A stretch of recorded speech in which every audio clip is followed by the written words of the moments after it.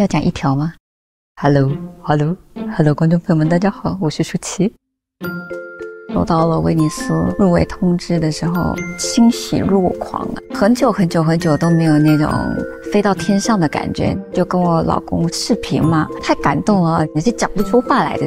那就看到你那個樣子呢，就是怎麼了？就是一副是誰欺負你了？我就只能說，他就是從那個很嚴肅的表情，突然哦，然後就恭喜你。一開始侯導希望我去做導演，當時我都是真的以為他是開玩笑的。他跟我講說，你第一次導演的話，寫一個你最想說的故事，大的議題跟方向跟這個社會接軌的。我就寫了我小時候的這個故事，我劇本寫了10幾年。本身的故事，它是一個小孩生小孩，原生家庭對小孩子帶來的一個傷害。老師，我要找林小麗啦。我小時候是在一個暴力家庭上長大的女孩，但是我本身的性格我很懂得去釋放。我是一個白羊 O 型人，在學校的時候我是盡情的撒潑的。我小學的時候是鼓隊、音樂隊，然後又是籃球隊。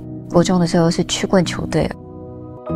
一開始我寫這個小麗的故事的時候，是照我自己的個性情緒整個去走的。但等到人物一進來，我必須要做一些角色上性格的調整，我就把李小麗陽光開朗的那一面給拿掉了。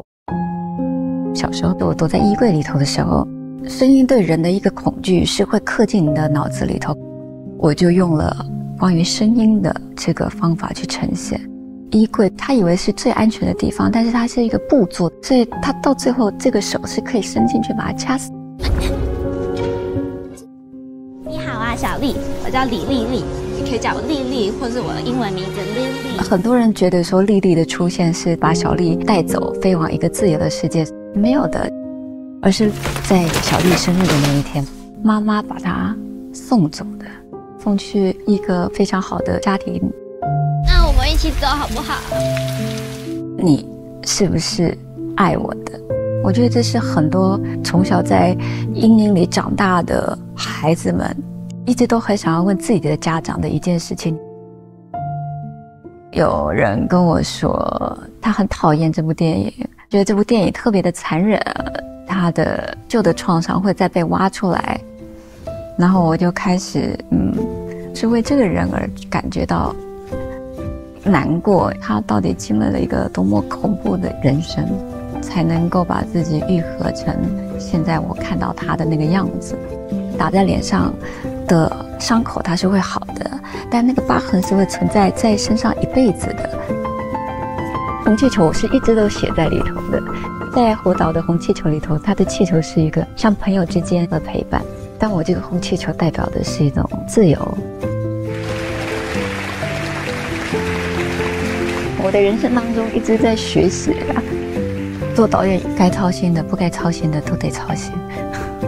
你必須要想到的比別人快一步，你解決事情也必須要迅速。最需要學習的就是不被人家帶走，保持我的初衷。我最想寫的是什麼？我覺得我是一個最老的新導演前面現在電影圈沉浸了30年，各種技能可能都在這30年學會了。我覺得我好像每一個時期，只要我在工作上都是一個最好的狀態吧，我都會去感受自己的轉變。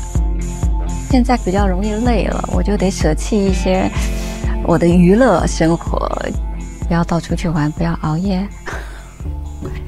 在我一不工作的時候，我就是在家攤平，或者是跟貓玩。奶奶，你知道你已經胖得跟三角飯糰一樣了，你知道什麼叫三？他們兩個應該把我當作房客吧，還是跟我老公比較親。然後我硬要這樣子抱起來妹妹抱我，我好想你，他就這樣。然後過了2秒，夠了，然後就跳走了。我從來沒有容貌焦慮過，這一點我是真的完全沒有的，因為我不覺得我自己是長得多麼美麗的一個女生，我也不是很想去維持我的美貌。Busan Award for the Best Director, Shu Qi。身為一個女性，最重要的東西是他眼睛裡頭有沒有故事。外表再怎麼樣保養，都沒有一個有趣的靈魂來得更吸引人。